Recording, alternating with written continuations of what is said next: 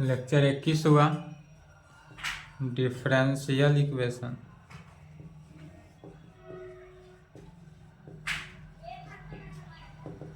यही चल रहा था डिफरेंशियल इक्वेशन। इस डिफरेंशियल इक्वेशन में कौन सा chapter? 6th chapter, Monks method. Chapter 6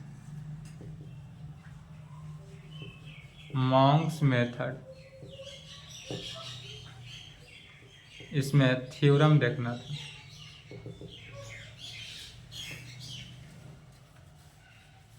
Monks method का थ्योरम देखना है।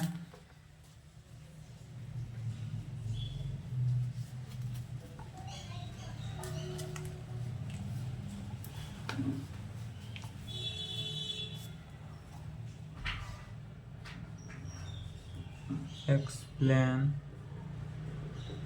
या डिस्कस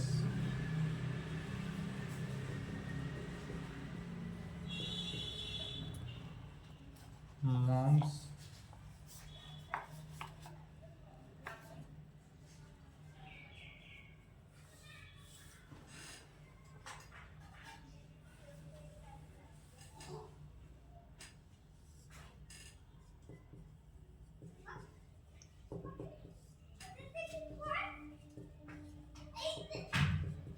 एक्सप्लेन या डिस्कस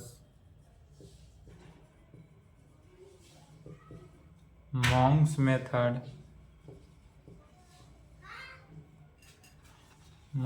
मेथड ऑफ इंटीग्रेटिंग। किसको इंटीग्रेटिंग? RRSSTT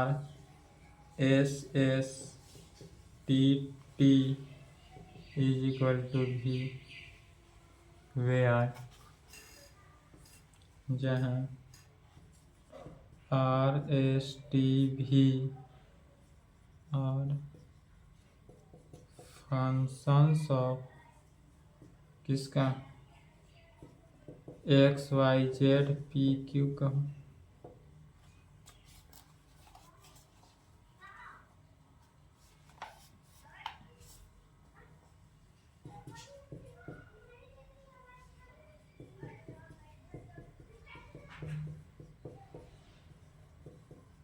यह 2023 पिछला बार एग्जाम में पूछा हुआ है। आने का उम्मीद कम है, फिर भी देख लेंगे।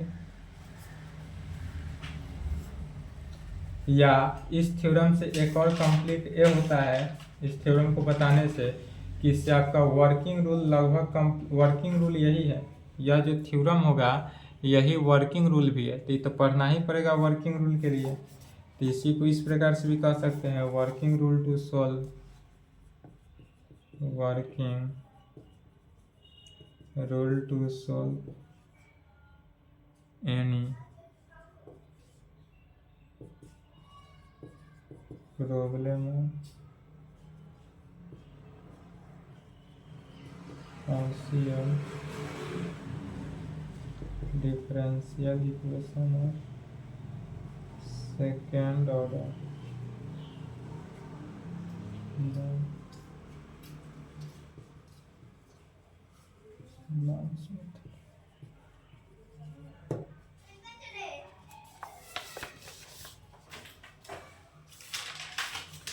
तो यदि देखिए थ्योरम दे तो एग्जाम में थ्योरम सॉल्व करके आएंगे। यदि थ्योरम नहीं भी दे तो वर्किंग रूल के लिए तो देखना ही पड़ेगा कि इस मॉन्क्स मेथड पर प्रॉब्लम कैसे सॉल्व होता है। यदि थ्योरम जो चूंकि 2023 में पिछला एग्जामिनेशन जो हुआ है उसमें यही पूछा हुआ है थ्योरम मॉन्क्स मेथड, तो इसलिए यह पूछने की उम्मीद नहीं है। बट यदि यह थ्योरम नहीं भी पूछता है तो कोई बात नहीं, इस थ्योरम से related that is Monge's method से related one question half question में आएगा ही आएगा, ये तो कंफर्म ही है। तो हाफ क्वेश्चन यदि इस वर्किंग रूल को देख लिए तो कोई भी प्रॉब्लम रहेगा तो वर्किंग रूल्स के अकॉर्डिंग बढ़ते चले जाएंगे, प्रॉब्लम जो होगा वह सॉल्व हो जाएगा। तो सबसे पहले जो दिया हुआ है उसको लिखेंगे, आंसर कहें या वर्किंग रूल बढ़ने का सिस्टम कहें।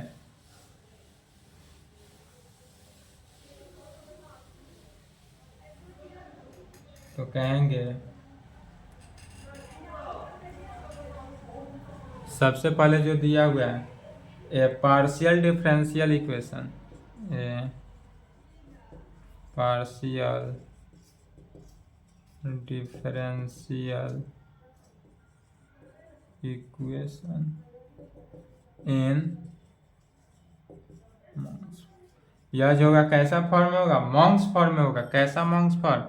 तो R R plus S S plus T T is equal to V के फॉर्म में। यही हुआ हमारा मॉन्क्स फॉर्म इक्वेशन 1, वेयर जहाँ R S T and V are function of X Y Z P Q, जहाँ R S T U V क्या है? X Y Z P Q का फंक्शन होगा। तो आर इज इक्वल टू क्या हो जाएगा? तो R is equal to del two Z by del X square. R is equal to कितना हुआ? Del two Z by del X square होता है। एस इज इक्वल टू क्या होता है? Del two Z by del X into del Y का है, या del two Z by del Y into del X का है। एंड एस टी का वैल्यू क्या होता है? Del two Z by del Y square, और टी का value del two Z by del Y square में कहेंगे। तब कहेंगे to solve this equation, to solve this equation by Monge's method. इस इक्वेशन को कैसे सॉल्व करते हैं? मॉन्क्स मेथड से सॉल्व करते हैं। Monge's method. अब मॉन्क्स मेथड कैसे यूज होगा सो देखना है।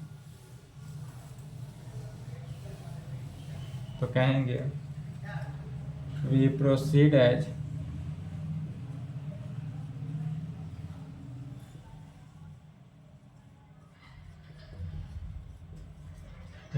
follows। We know that follows, we know that किसमें?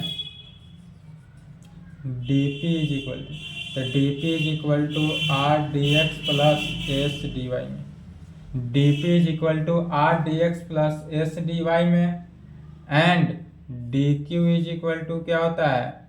तो S D X plus T D Y में।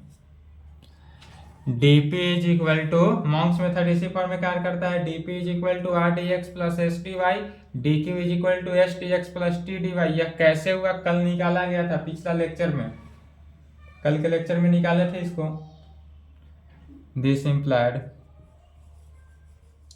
dp minus S D Y is equal to R D X and dq minus S D X is equal to T D Y.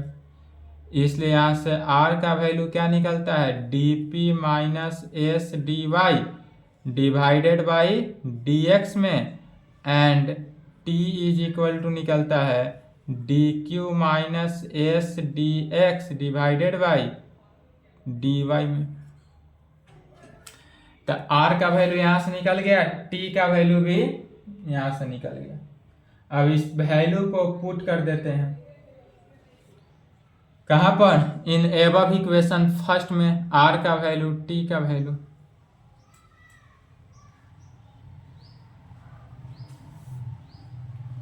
We put these values in of r, values of r and t in given equation first we get। क्या कहेंगे? We put this values of r and t, या r और t के value को equation first में put करते हैं। तो इक्वेशन फर्स्ट क्या हो गया? r, तो r इंटू आर, यह स्मॉल आर जो हुआ capital R into small R के जगह पर क्या हो गया?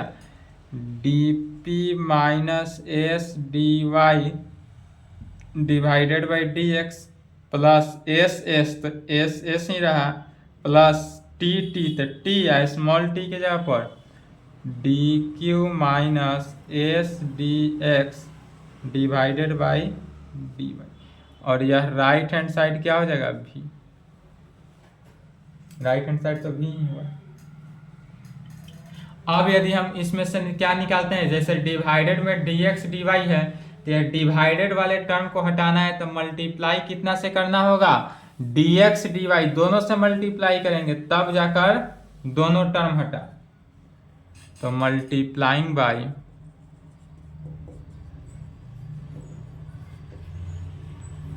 dx dy इन बोथ, दोनों तरफ क्या किए, dx dy से मल्टीप्लाई कर दिए, तो क्या हो जाएगा, सो टर्म को देखना है,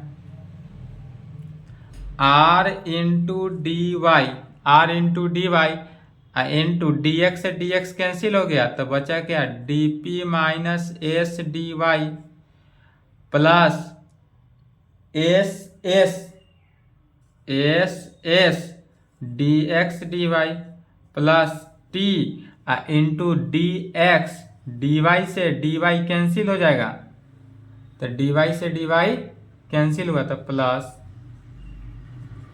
T D X into D Q minus S D X में राइट हैंड साइड क्या बचा, राइट हैंड साइड हो जाएगा v into D X D Y, v into D X D Y.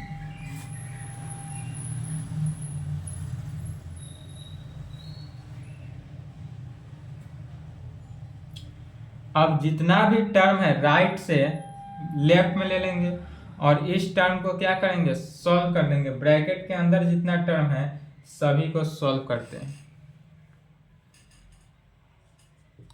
तो R D Y into D P क्या हो गया, R D Y into D P में हुआ माइनस यह एस हुआ, तो एस आर कैपिटल एस है, यह जो होगा कैपिटल एस हुआ ना, यह कैपिटल एस होता है, यह स्मॉल एस है, यह भी कैपिटल एस होगा फॉर्मूला से, यहां पर कैपिटल होगा, यह भी कैपिटल।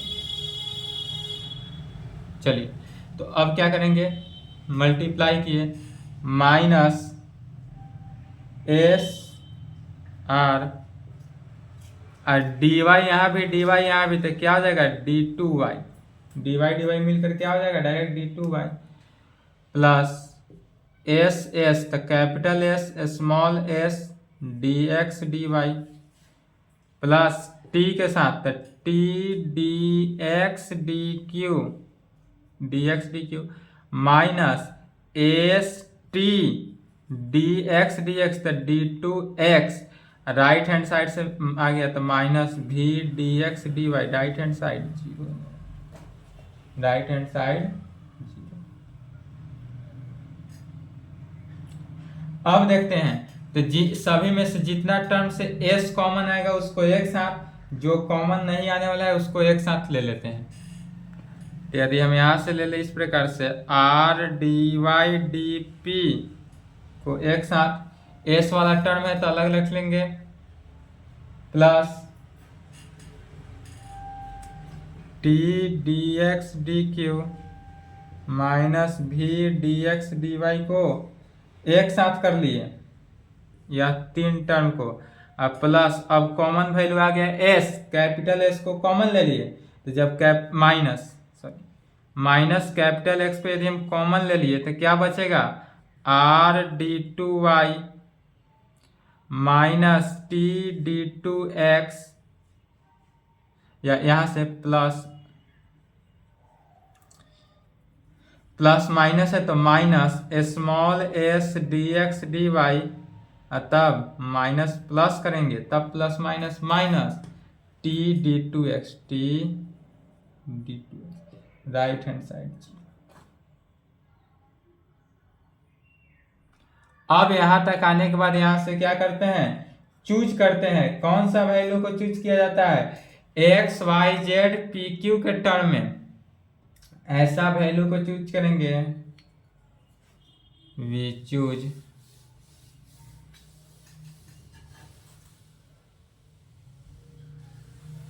क्वेश्चन में जब भी प्रॉब्लम बनाएंगे तो सेम वर्किंग रूल या वर्किंग रूल ही चलते जा रहे हैं, इसी प्रकार से आगे बढ़ते जाना है, सॉल्व हो जाएगा। तो कहेंगे we choose X Y Z P Q such that, इस प्रकार से चूज करना है यह पूरे वैल्यू को, बोथ ब्रैकेट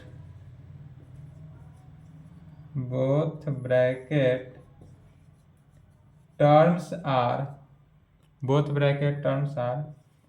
सेपरेटली जीरो, ऐसा टर्म को चूज करना है या दोनों ब्रैकेट के टर्म को, यहाँ पर जो दोनों ब्रैकेट आया इस दोनों ब्रैकेट को इस टर्म में सेपरेट चुनना है, जो क्या हो जाए, पूरे वैल्यू जो है सेपरेटली क्या हो, जीरो हो। तो जैसे यह टर्म को सेपरेटली जीरो किए तो R D Y D P minus plus T D X D Q minus भी D X D Y is equal to zero and R D two Y minus S D X D Y plus T D two X is equal to zero.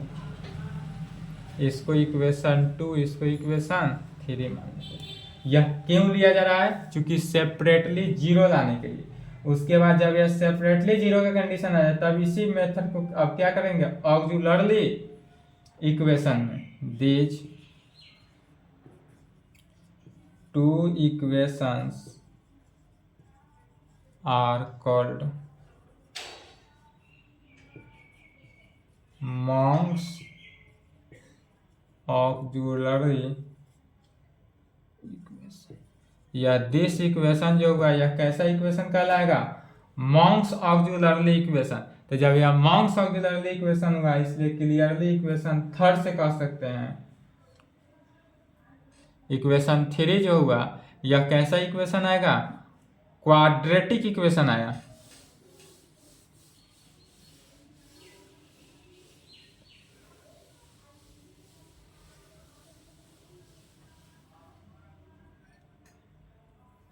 इसलिए कह सकते हैं clearly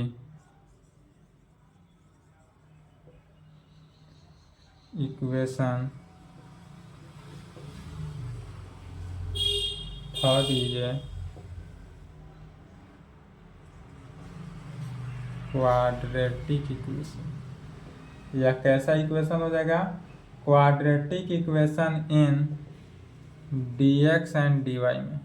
यह quadratic equation जो होगा dx and dy में, therefore we resolve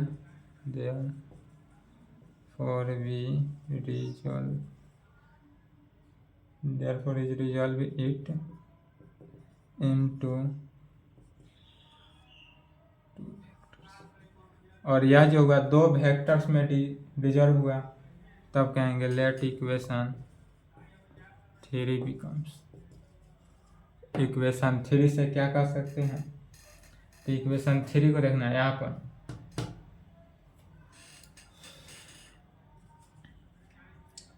dy minus m1 dx into dy plus m2 dx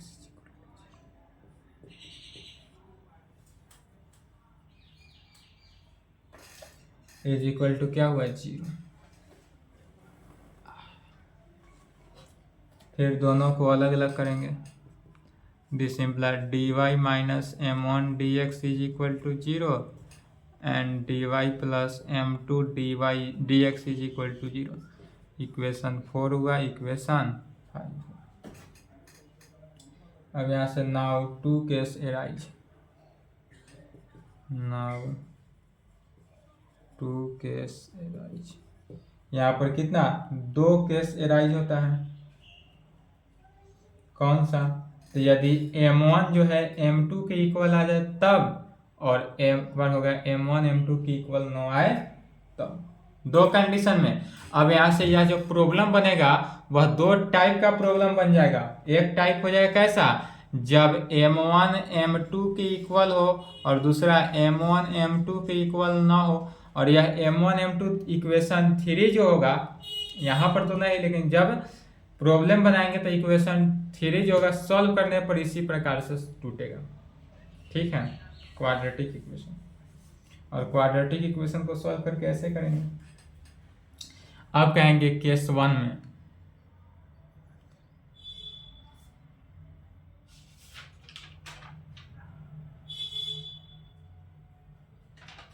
equation 3 का use है। 2 3 को लिख लेते हैं साइड में नीचे, आपको बोर्ड पर नहीं दिख रहा होगा बट यहाँ लिख लेते हैं ताकि इसका यूज होगा। Equation 2 and R d2i minus equation 3। Equation 2 और 3 को लिखा गया। अब कहेंगे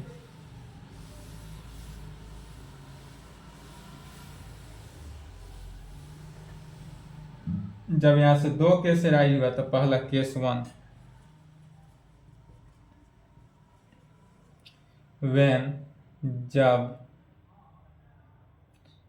M1 not equal to M2, यदि M1 जो है M2 के इक्वल ना हो, यह M1 जो है M2 के इक्वल ना हो, तब क्या होगा।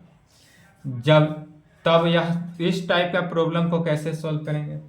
डेट इज कहने का मीनिंग हुआ left hand side of equation 3, equation 3 का left hand side can be resolve into two different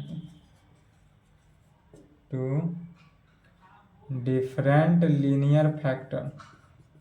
या जो लीनियर फैक्टर होगा वह कैसा होगा, डिफरेंट लीनियर फैक्टर्स होगा। जब डिफरेंट लीनियर फैक्टर्स होगा तब in this case we first solve equation 2 and 4. For this we first integrable equation, तब इस कंडीशन में तब इक्वेशन 4 से क्या हो जाएगा, u1xy is equal to c1। इसको इक्वेशन 6 ले लेते हैं। सबसे पहले क्या करेंगे, तो यह जो है इक्वेशन 2 और इक्वेशन 4 जो होगा इस दोनों को सॉल्व करते हैं। उसके बाद यह सॉल्व करने के बाद उसको इंटीग्रेबल किए तो u1 इतना निकला। इसी प्रकार अगेन अब dy इज इक्वल टू, तो यहाँ से dy इज इक्वल टू क्या हो गया इक्वेशन 4 से m1 dx, तो dy is equal to m1 dx को पुट कर देंगे इक्वेशन 2 में। Again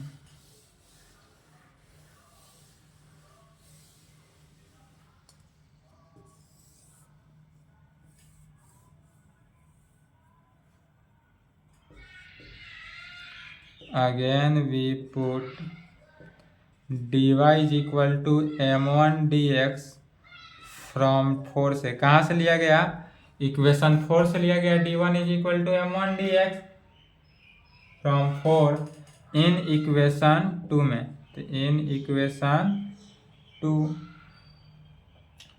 and we integrate, we gate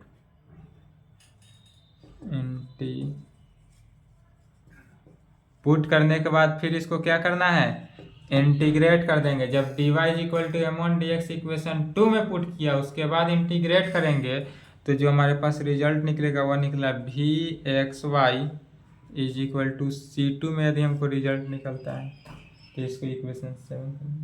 अब क्या करेंगे, यह इक्वेशन 6 और इक्वेशन 7 दोनों को क्या करना है, कंबाइन करना है। और कंबाइन करने के बाद फिर इसका इंटरमीडिएट इंटीग्रल होगा और जो इंटीग्रल होगा उसका रिजल्ट अलग निकला। तो कहेंगे वी कंबाइन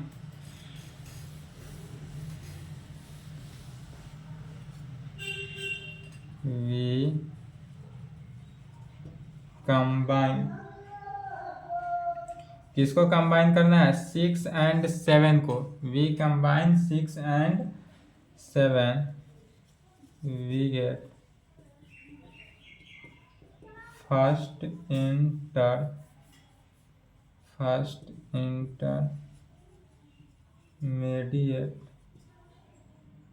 इंटरमीडिएट इंटीग्रल। तो फर्स्ट इंटरमीडिएट इंटीग्रल क्या हो गया? दोनों कांस्टेंट है तो पहला हो जाएगा v1 इंटू यदि P Q f1 into u1 xy। यह इक्वेशन 8 में हो गया। तो जब इसको हम कंबाइन करते हैं तो कंबाइन करने के बाद इंटीग्रल किए, तो जब कंबाइन करेंगे, कंबाइन के बाद इसका इंटीग्रल निकालेंगे तो हमको रिजल्ट जो निकला वह इस प्रकार से निकला। वेयर जहां f1 is arbitrary function. f1 जो हुआ वह कैसा फंक्शन होगा? Arbitrary function.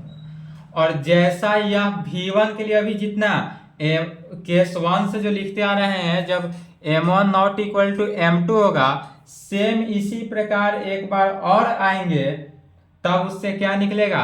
अब कैसे निकालेंगे? इससे पहले तो इक्वेशन 3 से निकाले थे, अब क्या करेंगे? इक्वेशन 2 से निकालना है, फिर 3 और 5 के साथ पुट करना है। इक्वेशन 5 से dy का value minus m2 dx equation 3 में पुट करेंगे और तब वहां से जो वैल्यू निकलेगा वह रिजल्ट इस प्रकार से आएगा। तो उतना ना लिखकर डायरेक्ट सिमिलरली भी लिख सकते हैं, बट जब क्वेश्चन बनाएंगे वहां पर सिमिलरली नहीं लिखेंगे, वहां पर क्या हो जाएगा? बनाना है तो कहेंगे but symmetric we solve equation. कौन सा इक्वेशन को सॉल्व करना है? 2 and 5। इक्वेशन 2 और 5 को सॉल्व करेंगे। We get second intermediate integral. तब सेकेंड इंटरमीडिएट इंटीग्रल क्या निकला? तो फर्स्ट तो निकल गया, सेकेंड निकलेगा v2pq is equal to f2 into u2 xy equation 9। यह सेकेंड निकला। अब यहाँ से सेकेंड इंटरमीडिएट निकल गया, फर्स्ट इंटरमीडिएट निकल गया, तब फिर क्या करना है? इसमें यही मॉन्क्स मेथड में प्रॉब्लम है। अब फिर इक्वेशन 8 और इक्वेशन 9 को सॉल्व करना है, और इक्वेशन 8 और इक्वेशन 9 को जब सॉल्व करेंगे तो यहाँ से किसका वैल्यू निकलेगा? P और Q का वैल्यू। इक्वेशन 8 और 9 को सॉल्व करना है और वहां से किसका वैल्यू निकालना है? P और Q का वैल्यू निकालेंगे। ठीक है, तो कहेंगे वी सॉल्व दिस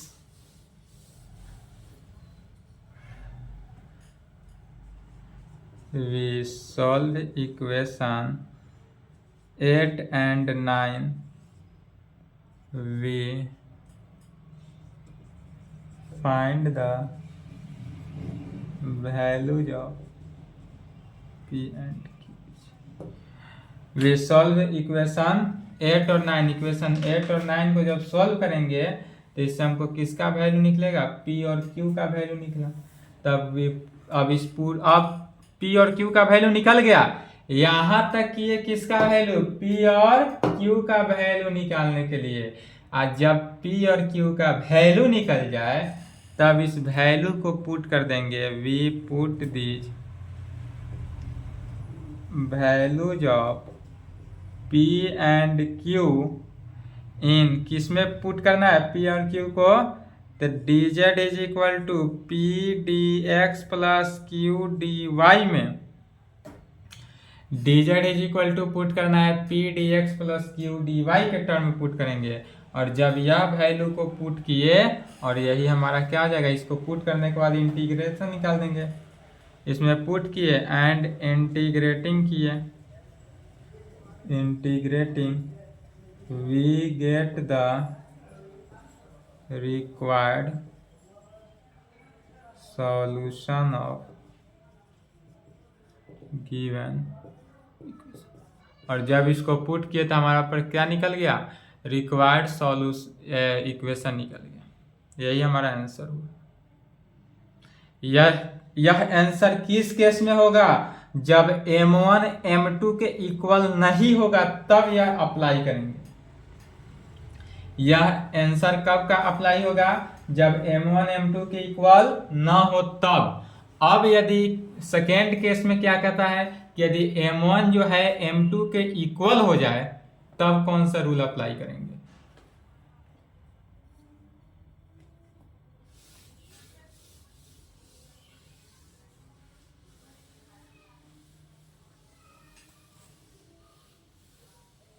यह एक टाइप का प्रॉब्लम सॉल्व हो गया। दूसरा का टाइप का वर्किंग रूल है केस 2, व्हेन जब m1 is equal to m2 है तो m1 यदि m2 के इक्वल हो जाए तो इसको m मान लेते हैं। यदि m1 m2 के इक्वल हो जाए तो इसको क्या मानेंगे, m मान लेंगे। तब कहेंगे इन दिस केस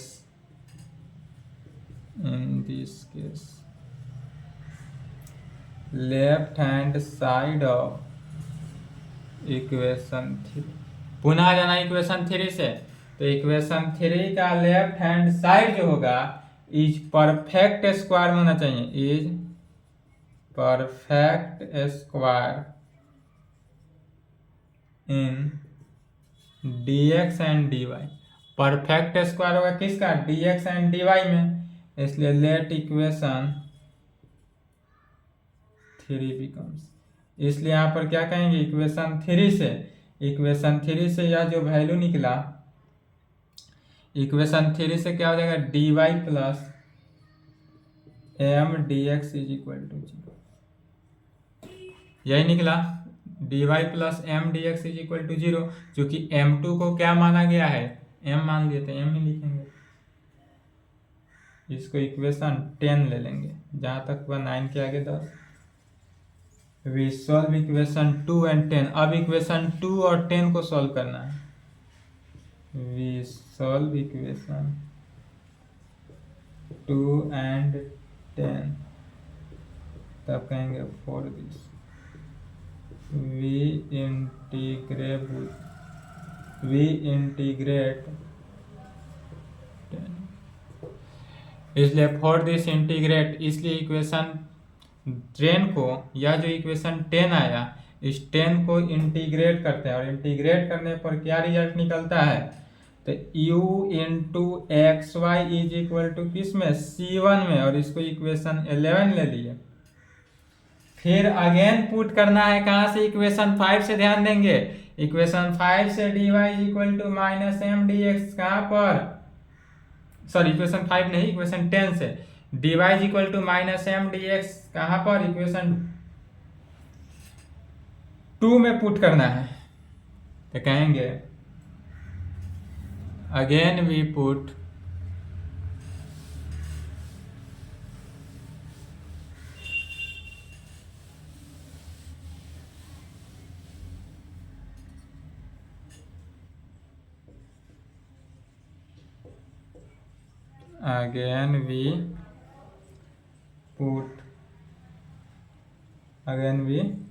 क्या पुट करना है, तो dy is equal to minus m d x from 10 से, कहाँ से, इक्वेशन 10 इन इक्वेशन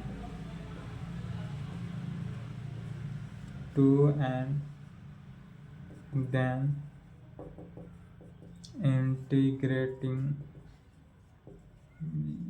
तब इसको इंटीग्रेट किए तो क्या वैल्यू आ जाएगा, v into P Q is equal to C2।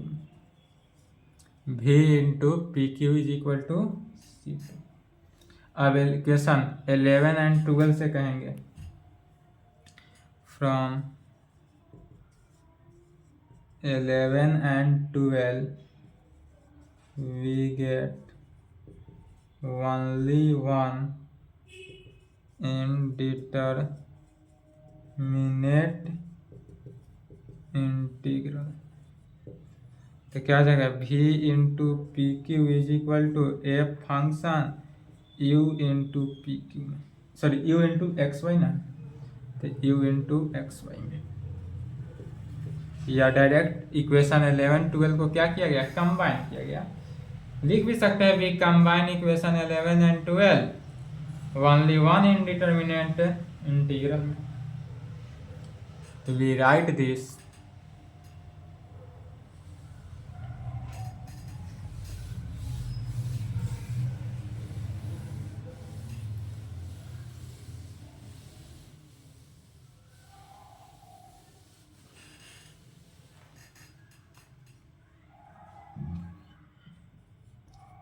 we write this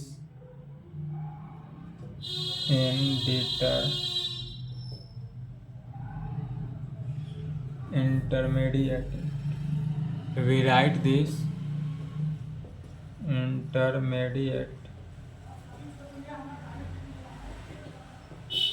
integral in the form of, किस फॉर्म में, तो p p plus q q is equal to are.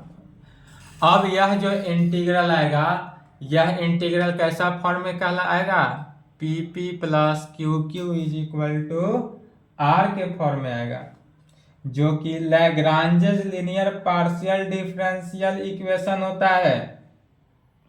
यह जो हुआ लैग्रांजेस, जो पिछला क्लास में पढ़े हैं, चैप्टर 2 था या 3 था, सॉरी 3 था, 1 सिमल्टेनियस टू टोटल डिफरेंशियल था, 3 या 4 रहा होगा, ठीक है, 3 या 4 में पढ़े थे लैग्रांजेस, उसी से है विच। अब यह जो आया which is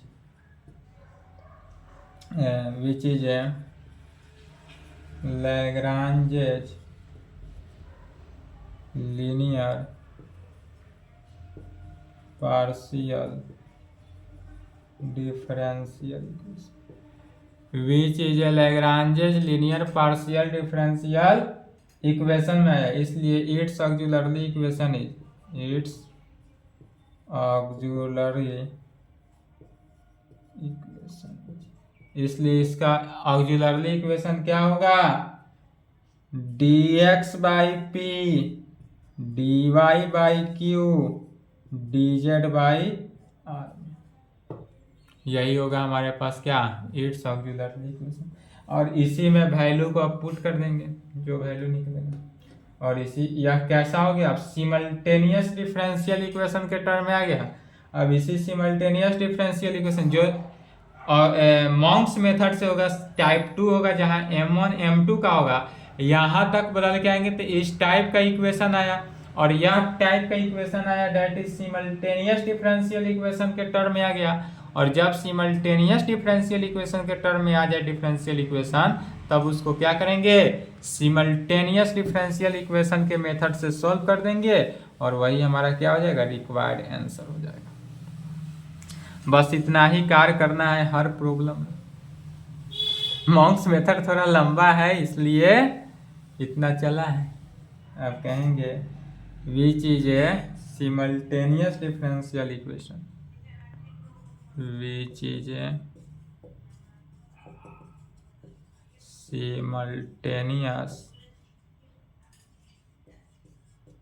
differential equation, and since we solve this equation we get required complete solution of